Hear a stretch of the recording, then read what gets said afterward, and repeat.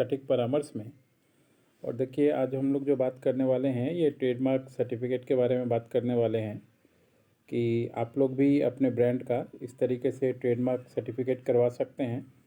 और ये सर्टिफिकेट कब मिलता है ये भी आपसे आज बात करेंगे। तो कोई भी बिजनेसमैन अगर वो चाहता है कि अपने ब्रांड को प्रोटेक्ट करे, या मान लीजिए उसका कोई कॉम्पिटिटर उसके ब्रांड को चोरी कर ले, या घर में ही मान लीजिए कोई द्वंद्व आ जाए जिसकी वजह से एक आदमी दूसरे का बिजनेस चालू कर दे तो इन सब हालातों से निपटने के लिए ये ज़रूरी होता है बिजनेस का रजिस्ट्रेशन करवाना और ब्रांड का ट्रेडमार्क करवाना। तो कोई भी आप बिजनेस करते हो, चाहे वो फूड प्रोडक्ट का हो, चाहे शॉप हो, दुकान हो, हॉस्पिटल हो, नर्सिंग होम हो, कोई भी बिजनेस, जितना भी बिजनेस इंडिया में होता है सबको लगभग 45 क्लास में बांटा गया है और हर एक बिजनेस किसी न किसी क्लास में आता है। तो उसके साथ आप चाहें तो अपना ब्रांड रजिस्ट्रेशन करवा सकते हैं गवर्नमेंट ऑफ इंडिया से, ताकि ऐसे समय में जब कोई आपका कंपटीशन या कॉम्पिटिटर चाहे आपका नाम यूज़ करना तो वो ना कर पाए और आप उस पर लीगल एक्शन या लीगल जो प्रोसेस होता है या केस होता है वो कर पाएँ। तो इसके लिए दोनों तरीके से काम होता है। एक, मान लीजिए अगर आप खुद अपने नाम से करवाना चाहते हैं तो वो भी हो सकता है पर्सनल नाम से, या फिर अगर आप चाहें अपने ब्रांड के नाम से या कंपनी के नाम से करवाना तो कंपनी के नाम से भी होता है। अब कंपनी के नाम में मान लीजिए कोई प्राइवेट लिमिटेड है तो उसके नाम से हो सकता है, कोई एलएलपी है तो वो अपने खुद के नाम से करा सकता है, कोई पार्टनरशिप कंपनी है तो पार्टनरशिप कंपनी के नाम से करा सकता है, जिसमें मालिकाना हक जो है पार्टनरशिप कंपनी, प्राइवेट लिमिटेड या लिमिटेड कंपनी को होता है। और अगर आप इंडिविजुअल कराते हैं तो इसका मालिकाना हक आपके पास खुद होता है। और ये जो सर्टिफिकेट आपको पिक्चर में दिख रहा है ये रजिस्टर्ड का सर्टिफिकेट है, यानी जब ट्रेडमार्क आर में कन्वर्ट हो जाता है तब ये सर्टिफिकेट जाके इशू किया जाता है।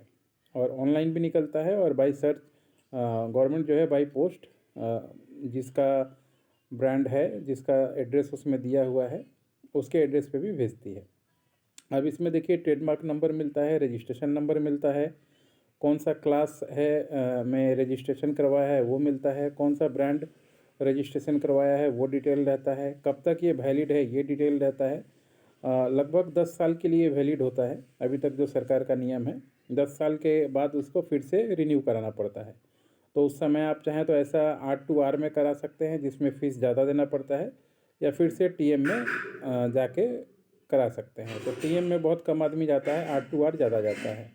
अब ये जो सर्टिफिकेट है इसको मिलने में थोड़ा टाइम लगता है। अगर आप ट्रेडमार्क का एप्लीकेशन करते हैं तो TM नंबर तो मान लीजिए आपको 2-3 दिन में मिल जाता है, और आर्क होते होते अगर सारा प्रोसेस ठीक रहा आपका, यानी देखिए होता क्या है, अभी गवर्नमेंट बहुत फास्ट काम कर रही है। तो अभी पता चला कि 2 महीने, 3 महीने, 6 महीने में पहले ट्रेडमार्क एग्जामिन होकर रिजल्ट आता था, उसमें पता चलता था ऑब्जेक्टेड है या एडवर्टाइजमेंट पास हो गया। अभी क्या है, 7 दिन, 8 दिन, 10 दिन में ही एडवर्टाइजमेंट होके पता चल जाता है।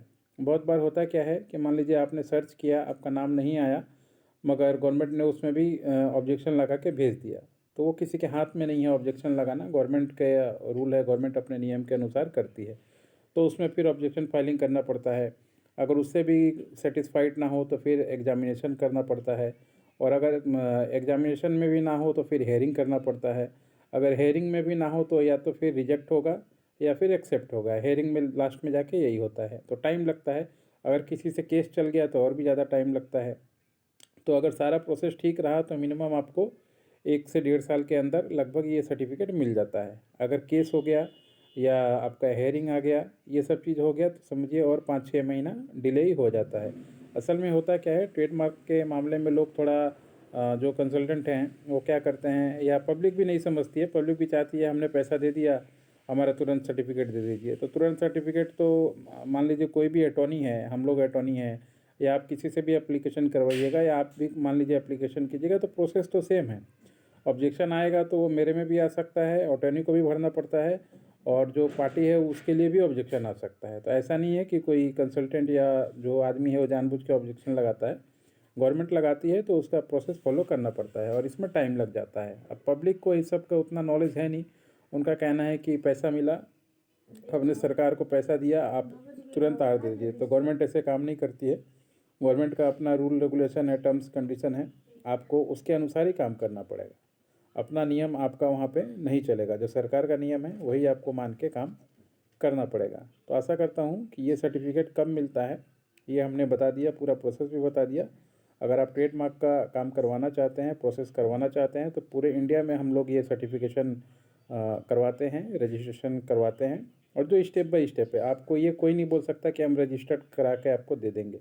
स्टेप बाय स्टेप है। अगर प्रोसेस में आ गया, अगर गवर्नमेंट चाहे तो नहीं दे सकती है, इसमें आपका हाथ नहीं चल सकता है। हेयरिंग में अगर रजिस्ट्रार सेटिस्फाइड नहीं हुआ कि नहीं किसी और से आपने कॉपी किया, उसको लगा, तो आप कितना भी कुछ दे दीजिए, करोड़ों रुपए खर्च कर दीजिए, आपका रजिस्टर्ड नहीं होना है। ये सिस्टम है जो सबको मानना पड़ता है, इसलिए रूल्स रेगुलेशन सबको थोड़ा मान के ही चलना चाहिए। आशा करता हूँ कि आपका ये क्वेरी का जवाब हमने दे दिया कि आर का सर्टिफिकेट कब मिलता है और कितना टाइम लगता है। आज के लिए इतना ही दोस्तों, नमस्कार।